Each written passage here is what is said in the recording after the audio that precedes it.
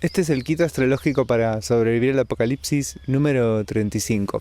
Hoy vamos a hablar del fuego, Plutón, lo individual y lo colectivo. Empiezo trabajando un poco con la idea del fuego. Pensemos que astrológicamente tenemos 4 elementos. Están el agua, el aire, el fuego y la tierra. Esto es algo medio del ABC de la astrología, pero no deja de ser, en todo momento de la disciplina, muy importante, muy trascendental, muy fundamental. Entonces, ¿qué trae cada uno de esos 4 elementos? Bueno, tenemos, por un lado, la tierra tiene que ver con la materia más concreta, se vincula con lo laboral, con cómo atesoramos la sustancia. Habla literalmente de lo que tiene que ver con la tierra, con este humus que permite alojar y darle lugar a todo lo que existe. Entonces habla de esto, de cómo llegamos a generar nuestros propios recursos, de cómo nos vinculamos con el mundo del trabajo. Para los signos de tierra, las cuestiones vinculadas con la materia son muy importantes. La sustancia es fundamental. El aire habla mucho de la vincularidad, de cómo nos encontramos y nos relacionamos entre diferentes personas. El diálogo que hay entre mi individualidad y la otredad. En el agua me encuentro con el universo de lo emocional, de lo sensible. Cuando hablo del agua, hablo de emociones y sensibilidad.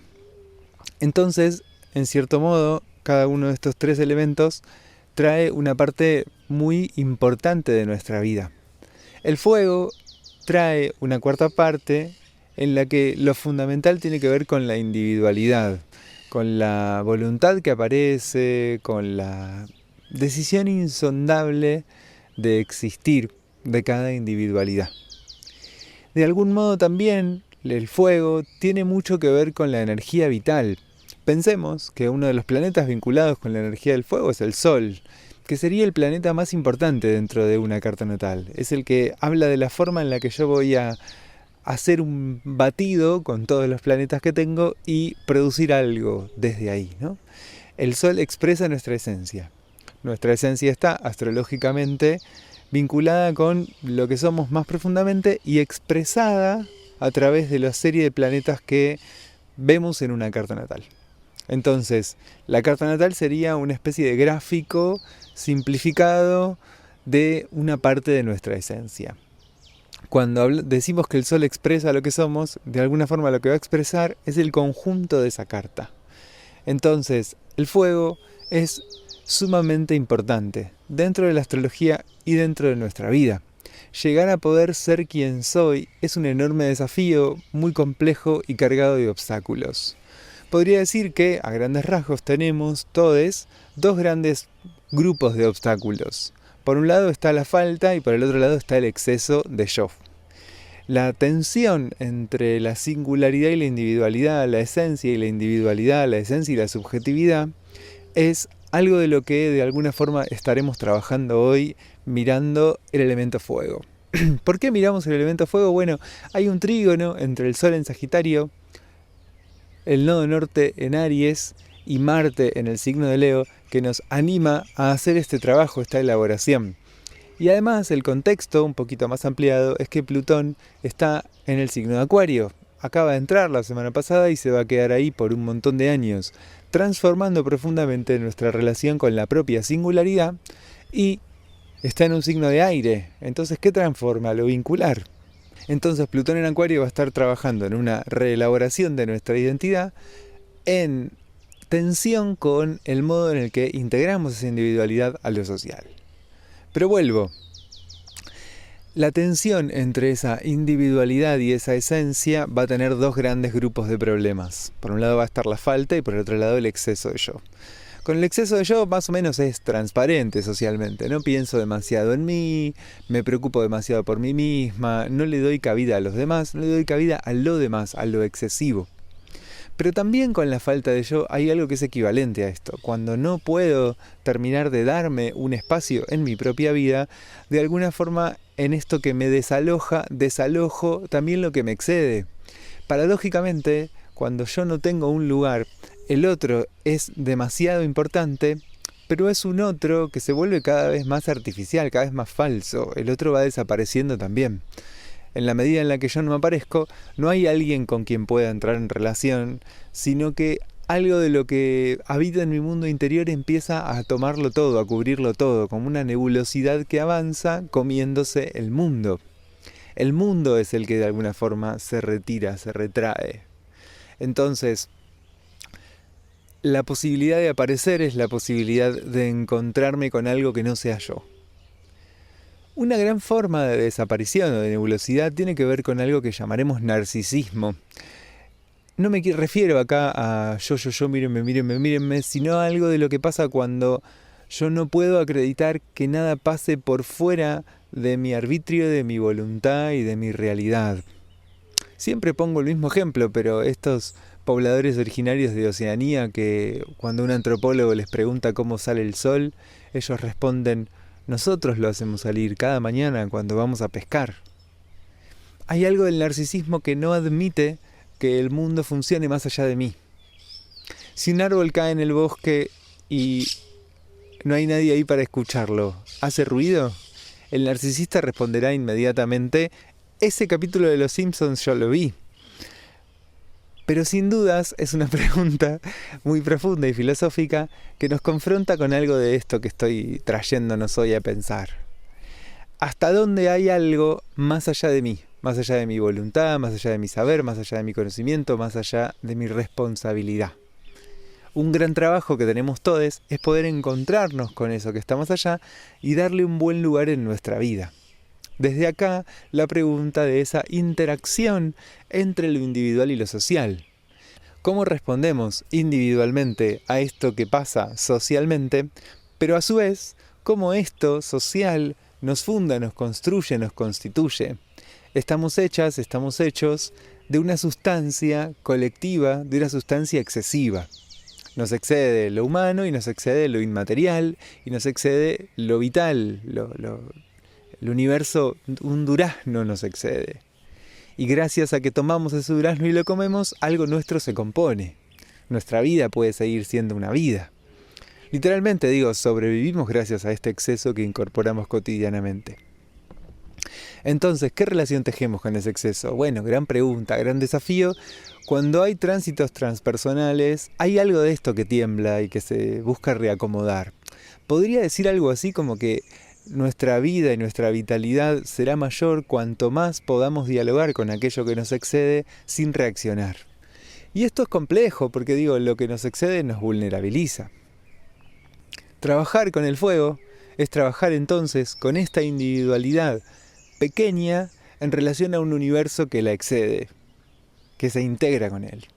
¿Qué suele pasar entonces? Bueno, falta o exceso de yo. Estos son los grandes escollos que mencionaba antes. Vuelvo a traer algo de esto.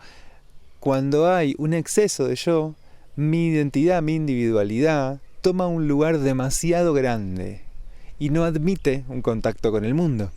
Pero cuando hay una falta de yo desaparezco y tampoco entro en contacto con el mundo. Dentro del mundo incluyo también las otras personas, ¿no? Los otros vínculos con los cuales constituimos, componemos, creamos nuestra individualidad. Porque claro, la individualidad es en diálogo, siempre hay un otro. Una de las fantasías de este exceso de yo es esa imagen de estoy yo sola en el mundo, solo en el mundo. Esa fantasía de estar yo solo en el mundo, esta idea de Robinson Crusoe, esta individualidad Robinson Crusoe, es una fantasía muy fuerte de nuestra contemporaneidad, pero no por ello menos fantasiosa. En esa interacción, en esa integración entre lo individual y lo colectivo, hay algo que siempre de algún modo u otro nos produce una herida. Y este es un poco el lugar de Quirón en la carta. Por un lado, ¿qué daño social, qué conflicto social, qué de lo injusto del mundo resuena en mí? Eso dice Quirón en mi carta. Pero por el otro lado, cómo el mundo me afectó y me dañó de un modo muy fuerte en mi individualidad, en mi singularidad, en un lugar, en el sentido más amplio, más profundo, ¿no? En algunos casos será el cuerpo, en algunos casos será lo psíquico, en algunos casos será cada cual desde su propio lo intelectual, cada cual desde su propio Quirón siente un lugar diferente de esa afectación. Pero lo cierto es que de algún modo u otro nuestra sociedad nos afecta y eso lo registramos desde Quirón. Y esto, insisto, trae simultáneamente una sensibilidad muy grande a la injusticia social en determinada área. Quirón en Géminis, la injusticia de la falta de educación, por poner un ejemplo. Quirón en Tauro, la injusticia del daño sobre el cuerpo, de la pobreza. Esas injusticias nos resuenan profundamente. Y esto quiere decir dos cosas. Primero, que tendremos una enorme empatía y sensibilidad respecto a esas causas colectivas, sociales. Pero después que también algo de nuestra individualidad está marcado, está asignado por algo de esto. Quiero decir, algo del mundo me marcó. Y frente a esa marca yo puedo producir diferentes cosas. Siempre de algún modo voy a buscar reelaborar algo de este trauma, de ese contacto del mundo.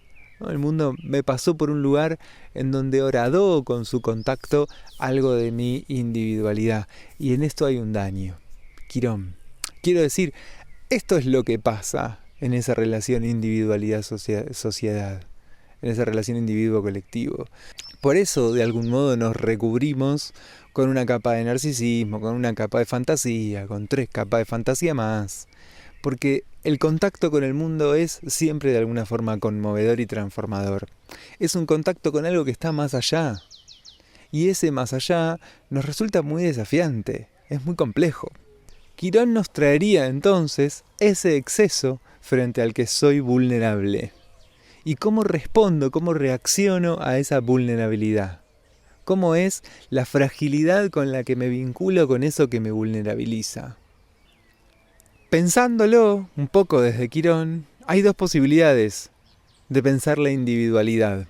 Vuelvo, decía hace un rato, estoy yo solo en el mundo, estoy yo sola en el mundo, o puedo pensar la individualidad desde un yo-otros, ¿no? Hay algo de decir yo que es decir siempre nosotros. De alguna forma en el propio Quirón y en el mito de Quirón hay algo de esto. Quirón es abandonado por su madre y adoptado por Apolo. Quirón es Quirón porque lo adopta Apolo. ¿Lo adopta Apolo porque lo abandonó su madre? Sí, pero lo que hace que Quirón sea Quirón es ese encuentro. Ese desencuentro produce simplemente una destrucción. El remedio a esa enfermedad, el remedio a ese gran mal de Quirón, es lo que hace que Quirón sea Quirón. Y esto es lo que hace el nosotros. El nosotros nos permite remediar de alguna forma esta condición, cualquiera que nace y es un bebecito de días, sabe lo difícil que es estar en esta tierra. Y la cantidad de ayuda que necesitas para poder, con ese cuerpecito apenas formado, sobrevivir.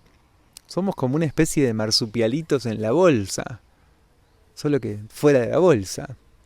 Entonces, ese nivel tan profundo de necesitar al otro es un nivel que inscribe nuestra psiquis, nuestra individualidad. Así se compone nuestra estructura emocional. Entonces, estoy yo solo en el mundo es una forma defensiva de tratar de evitar lidiar con aquello que me excede. Pensar un yo ligado a un nosotros es estar en una relación muy íntima con lo excesivo. El otro es una aparición muy fuerte de lo excesivo, a la que trato todo el tiempo de conjurar a través de la fantasía. No es un otro, no es completamente un otro, es mi mamá otra vez, es esa persona que me va a dar todo lo que me falta, es mi padre. Cuando puedo dejar de poner una fantasía sobre el otro, aparece esa otredad absolutamente excesiva que me rebalsa por todos lados. Lo difícil del ingreso de los 3 transpersonales, cada uno en signo diferente, de Plutón a Acuario, de Neptuno a Aries y de Urano a Géminis, es que justamente este exceso dice: hola, acá estoy, ¿cómo andas? ¿Todo bien? ¿Qué tal tu vida? Bueno, yo estoy acá excediéndote por todos lados. Ah, ok. Entonces, ¿por qué es tan incómodo y tan movilizante este momento de la historia de la humanidad? Porque de algún modo lo que nos excede nos recuerda su presencia. Nos recuerda que, por más férrea que sea la fantasía que tejimos para evitar ver lo excesivo, ahí está. Ahí está como esa sopita en la cual somos un choclo flotando, ¿no? Ahí está como esa tierra que sostiene a este arbolito que está acá. Ahí está como el sustrato de nuestra existencia. Lo que nos excede es el sustrato de nuestra existencia. ¡Qué quilombo!, ¿no? Sí, esto es Plutón en Acuario. tremendamente esto. Nos trae muchísimo esto. Plutón trae simultáneamente el exceso de ese cuerpo salvaje que pulsa por ir hacia la vida, la sexualidad, y el exceso del espíritu. Tengo un alma, hay algo excesivo, hay algo que no entra en mi racionalidad. Tengo un mundo emocional. Plutón trae lo que nos excede muy fuertemente. Es el último de los planetas con el que trabaja la astrología, o bueno, que trabajamos la mayoría de los astrólogos. Hay algunos astrólogos que trabajan con puntos que están más allá, como Eris, por ejemplo. Pero bueno, no me quiero ir por las ramas. Plutón trae lo excesivo de una forma profundamente íntima, recordándonos cuánto lo excesivo nos constituye. Y Plutón nos trae además un desafío.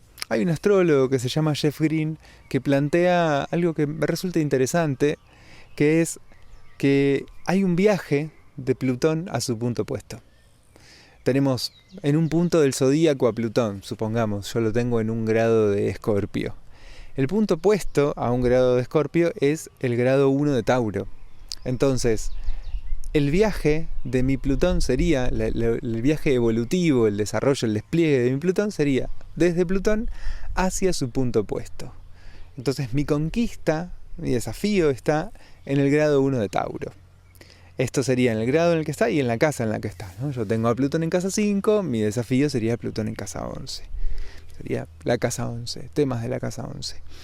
Entonces, ese viaje es de alguna forma, en palabras de Jeff Green, el viaje evolutivo que hace nuestra alma en esta vida, en esta existencia. ¿A qué vino mi alma a esta vida? Esta es un poco la pregunta de ese viaje de Plutón, de esa evolución de Plutón. Entonces, ahí donde esté el punto opuesto de nuestro Plutón, ahí vamos a ir incorporando y desarrollando algo de nuestra potencia o de la potencia de nuestra alma. Plutón, entonces, al estar en Acuario, tiene su punto opuesto en Leo. Y en esa transformación que trae del tejido social y de la forma en la que nos vinculamos con nuestra socialidad, también trae todo un trabajo sobre la propia individualidad. Entonces, este contexto en el cual nos preguntamos por el fuego es un contexto en el cual hay una transformación muy profunda del modo de vincularnos con nuestra propia singularidad. Y del modo en el que esa singularidad, en el que esa individualidad más profunda, en el que esa esencia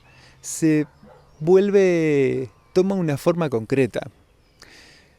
Estamos frente a una época en la cual la subjetividad se va a transformar profundamente, de un modo parecido al que se transformó la subjetividad de aquella subjetividad feudal a esta subjetividad capitalista, de aquella subjetividad en la cual el mundo estaba ordenado a través de la Biblia y a través de Dios, a esta subjetividad en la cual hay algo de la estructura psíquica y cómo se construyó en sus detalles, que vamos a verlo transformarse.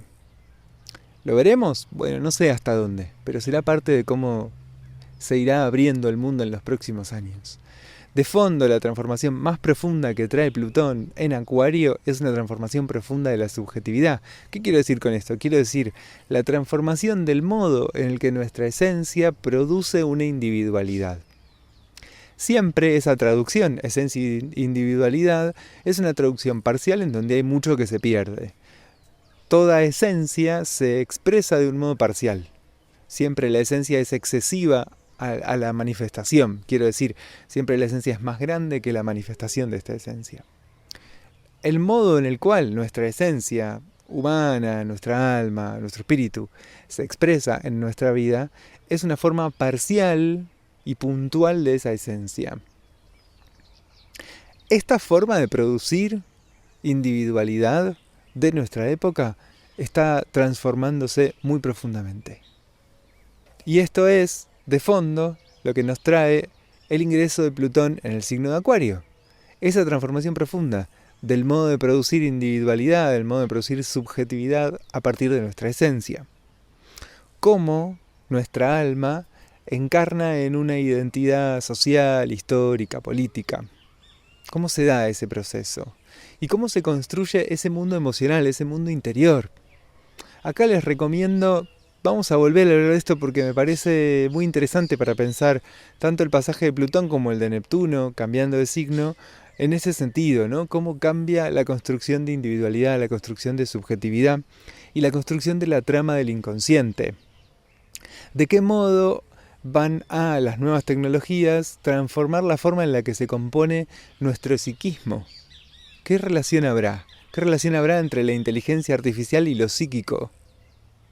¿No? La estructura del inconsciente, la estructura del mundo invisible, de nuestro mundo emocional, se puede pensar desde muchas perspectivas, ¿no? Está Freud, por ejemplo, ¿no? Inconsciente, preconsciente, o yo eso, yo ello, super yo.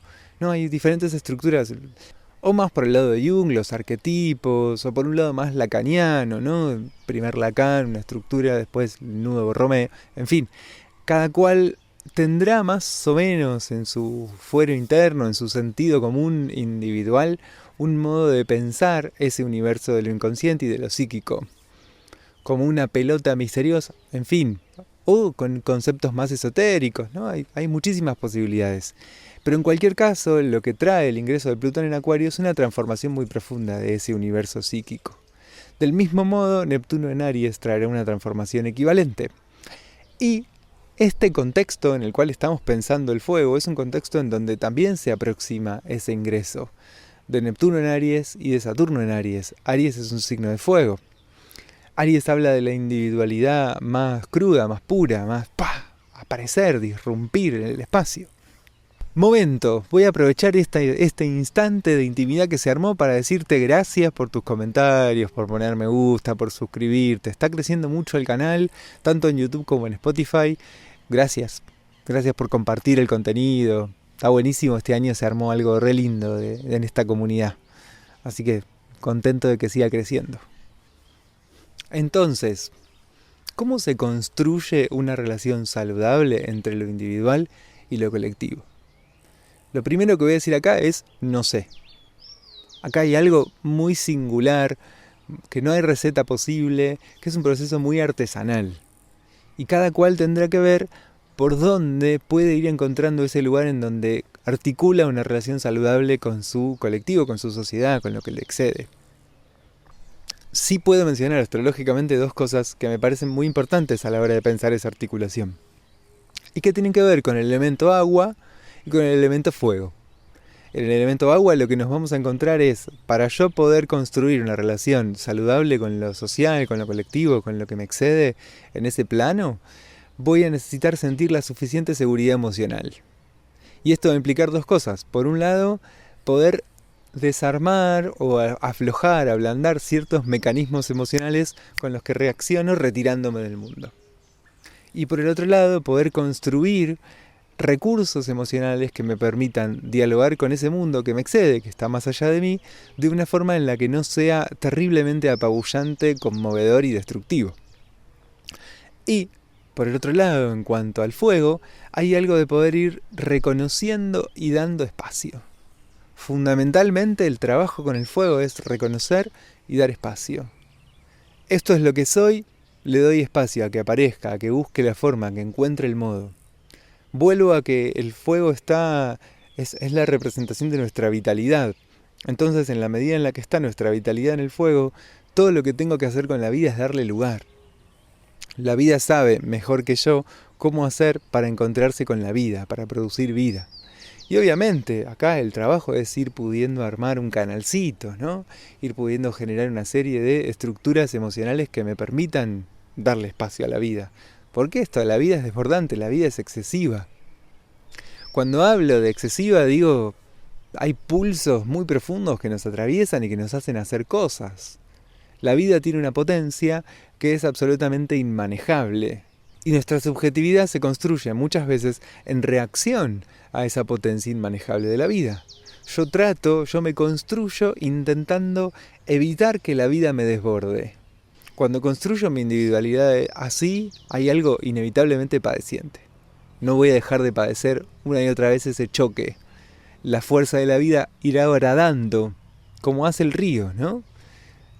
El otro día veía un videíto que iba mostrando cómo el contacto, el choque del agua en el río iba cambiando la curva que hace. No sé si vieron alguna vez estos ríos súper caudalosos de Brasil, cómo va cambiando el dibujo que hacen, porque van moviendo la tierra con su fuerza. Algo de esto pasa con la vida permanentemente. La vida mueve permanentemente las estructuras que la soportan y que la sostienen. Mientras más flexible y firme sea mi individualidad, mejor va a poder alojar aquello que la excede. Más profundo podrá ser el vínculo con aquello que la excede. Firme y flexible. Muy complejo, ¿no? Sí, hay toda una elaboración acá que hacer. Elaboración en la que, sin duda, necesitaremos ayuda. Ayuda de disciplinas, de textos, de literatura, de posicionamientos filosóficos, complejizar y pensar nuestros sentidos comunes, espacios terapéuticos, trabajar un poco con estos lugares en donde se dieron los primeros contactos de la vida y nos dejaron marcas, huellas y traumas. Sin dudas acá está el corazón del trabajo de nuestra individualidad humana en estos tiempos contemporáneos. Mientras más podamos, cada quien, trabajar con esto que nos toca en nuestro fuero interno, más podremos producir escenas de encuentro profundos con algo que nos exceda, con nuestra sociedad en su conjunto, amigos, amigas, amores con quienes nos entrelazamos, pero también un jefe, un compañero de trabajo, un cliente, poder generar encuentros más o menos y estar más o menos disponible para esos encuentros. ¿Cómo se construye una individualidad lo suficientemente firme y flexible para poder soportar todas las conexiones de las que somos capaces? Que son infinitas, que son extensísimas. Pero además, una individualidad lo suficientemente firme y flexible como para poder asumir que hay algo de este infinito con el que podemos entrar en relación que nos funda, que nos sostiene. Bueno, en algún momento tengo que dejar de hablar y este podcast se tiene que acabar. Pero antes de irnos, quisiera mencionar que esta semana tenemos algunos tránsitos que es interesante destacar. Es la semana en la que se termina noviembre. El 27 de noviembre tenemos un trígono entre el Sol y Marte, que está en Leo, y ahí se completa un gran triángulo que arman el Sol, el nodo norte y Marte. Digamos, el martes, anterior a este miércoles 27 de noviembre, el Sol entra en trígono el trígono exacto con el nodo norte. Pero están los tres conectados por este gran trígono. De ahí surge el tema del día, ¿no? El fuego. Esto articulado con que todavía Marte está en oposición con Plutón. Después, el 28 de noviembre, tenemos una cuadratura entre Venus y Quirón que traerá a nuestros vínculos íntimos alguna conciencia sobre algo de lo que nos duele íntimamente ese contacto con el mundo, con el más allá. Hablamos bastante de Quirón ahí también. Y cómo algo de nuestros vínculos está condicionado por esa experiencia dolorosa, por lo traumático, por lo difícil que vivimos y por nuestra percepción de la injusticia social, ¿no? Nuestros vínculos también de alguna forma van a tener que ver con eso, van a actualizar de algún modo esto. ¿Por qué? Porque podría decir que de alguna forma cuanto más somos capaces de disfrutar Venus, es cuanto más pudimos acomodar de un modo más o menos saludable nuestra relación con lo quironiano. Digo, para poder disfrutar hace falta relajarse, y para poder relajarse hace falta sentirnos a salvo, sentir que podemos ser vulnerables en paz. Acá hay algo de haber construido una relación saludable con Quirón que es inevitable, ¿no? Sin esa relación saludable no hay posibilidad de sentir una relajación que me permita el disfrute y el placer. Obviamente esto no quiere decir que si siento disfrute y placer, entonces listo, ya check, no tengo más trabajo que hacer con Quirón. Puedo haber conquistado algún espacio de mi vida, como un paréntesis, en donde algo de ese placer es posible, cierro paréntesis y vuelvo a esa tramitación con lo quironiano. Cosa que está perfecta, digo, un poco es por ahí, ¿no? Vamos conquistando de a poquito, como ganándole terreno al río, en relación a la tramitación de la herida quironiana. Después tenemos un trígono entre Júpiter y la Luna Negra, que esto será el 1 de diciembre, ya diciembre, ok, termina el año, perfecto. Ese trígono entre Júpiter, que está en Géminis, y la Luna Negra en Libra, trae también algo de la conciencia y la posibilidad de darle un sentido más trascendente a lo excesivo que implican nuestros vínculos íntimos. Es interesante porque trabajé hoy todo el día con lo excesivo, muy articulado desde lo vincular y demás, y es algo que trae mucho Lilith en Libra, la conciencia de que hay un otro que nos excede.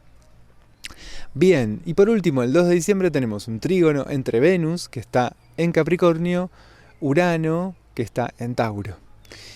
En este trígono está la posibilidad de que le demos una vueltita más de materialización y de cómo llevarlo a la vida íntima, a las transformaciones y los cambios que fuimos viviendo en los últimos años de la mano de Urano en el signo de Tauro.